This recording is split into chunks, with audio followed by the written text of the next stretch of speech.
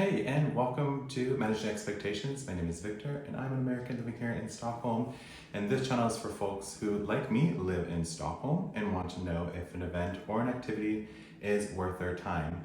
And today I'm going to be talking about the SAS Lounge at Stockholm's Arlanda airport, which I realize as I'm saying this, I'm deviating from the whole point of Managing Expectations, but I guess if you're going to an event and you're going by plane or you're even arriving in Stockholm and have access to the lounge, I thought this probably fits within that scope of this channel. So the first criteria I have for the SAS Lounge is it comfortable and can you work or can you just enjoy yourself while you're there? Is it good value for the money? And was the food and drink worth your time? So let's get into it. So the first thing to know is that the SAS Lounge at Stockholm Arlanda's airport is available to those who are flying SAS Plus or their equivalent of premium and economy, or if you're flying Go and you can add the lounge as an add-on to your ticket. Which means in the 2-3 or so times that I have been to this lounge, which has been primarily in the morning, I have seen in the afternoon that this lounge can get pretty busy.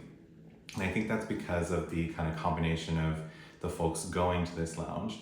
If you're like me and have gone to lounges in America, they tend to be a bit more centric towards business travelers, since they're often included in business tickets or and premium tickets. And I found that this lounge, because of the way that SAS sells access to the lounge, it means you obviously have those who are going to be working from the lounge, but you're also going to have those who are probably using the lounge to have the free food and drink, which, given the cost of a beer or food at the Stockholm Arlanda airport, I think totally makes sense.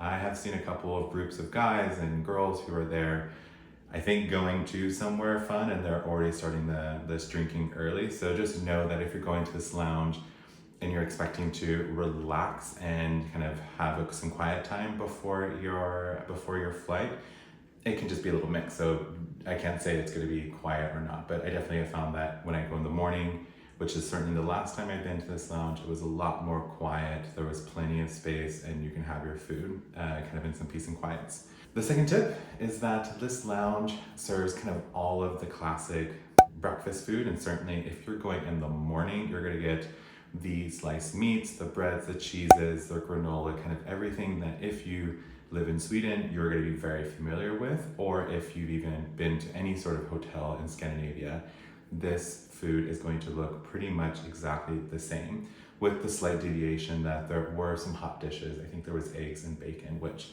I don't necessarily enjoy. Certainly as an American growing up on that, I think it's quite refreshing to have a light meal, in my opinion, but just know that if you're looking to go here and get a full meal, you're not going to get it at this lounge. And I would say as a third thing to know is that the lounge is like surprisingly big. I have been, like I mentioned earlier, a couple times, and I only realized the last time that there's a whole kind of like working section or business section towards the back of the lounge. So if you are going there, maybe you're leaving work early and going to work from the lounge, or if you are actually traveling for work, just know that there are some tables in the back of the lounge that you can to work from. There's also kind of a middle section, which is mostly the lounge or kind of armchairs that are pretty comfortable, certainly if you're going to be in the lounge for a while. And the first kind of front of the lounge is a lot of kind of high top seats, kind of more kind of standard chairs, maybe with a smaller table. Certainly it seems for the tables in the front are designed for those who are maybe going to be in the lounge just for a while and maybe trying it right before they catch a flight. And those kind of in the middle and the back of the lounge are going to be those who were like me, were there maybe for an hour and a half before their flight. So just know that if you are looking to work and you see, oh shoot, all the tables are free in the front, don't worry, you can usually go to the back and there'll be some tables there, which I think is really nice. Plenty of bathrooms. I didn't see any sort of kind of like meeting rooms or a printer if you happen to need to print something out or take a meeting.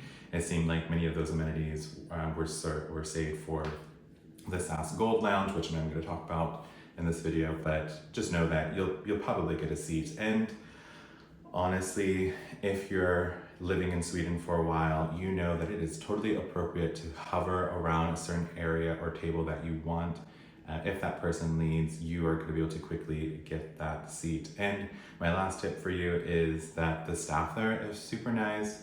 They're going to come around several times to clear any sort of plates that you might have. So you can, I guess, bus your own table when you leave, which is pretty standard here in Sweden. But given the lounge and the amount of staff they have, it is completely fine to leave it on the table. It'll be gone before another person even sits down, very likely. Unless you're that person who's hovering, then that person might get annoyed, but whatever. So do I think this is worth your time? Absolutely.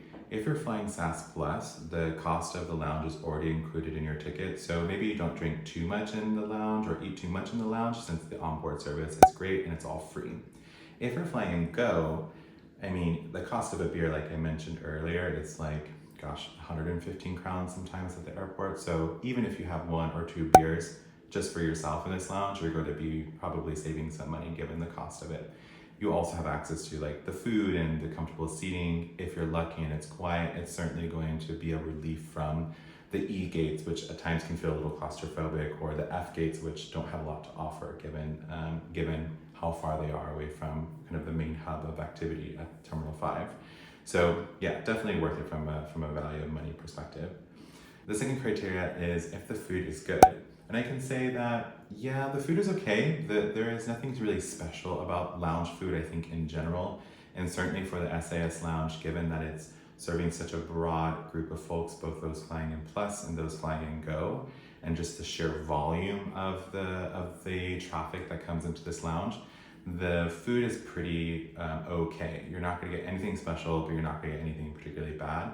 So I would say if you're flying in Go, like grab an apple, grab a banana, grab something from the lounge before you jump on the flight, since you have to buy anything on the plane anyway. So yeah, food is okay. I don't think it's anything special. If you're looking for a full meal, maybe go downstairs and get a full meal. There's a Max around the corner if you're in a pinch on time. And lastly, was it convenient and comfortable? Yeah, totally. You're firstly in Terminal 5, and the E gates and F gates are super close to the lounge and jump right on your flight. And certainly the lounge itself, given the kind of 3 distinct-ish categories of seating, you're gonna be able to find a seat and probably find one that's pretty comfortable. And no one's gonna be rushing you out of your seat because there is so many options to choose from. So from that lens, I think it's pretty comfortable. Thank you for watching this episode of Managing Expectations. I know I deviated slightly from the script for this channel, but if you thought this video was interesting and found it helpful, like and subscribe, drop a comment, and maybe I'll do the lounge in Copenhagen.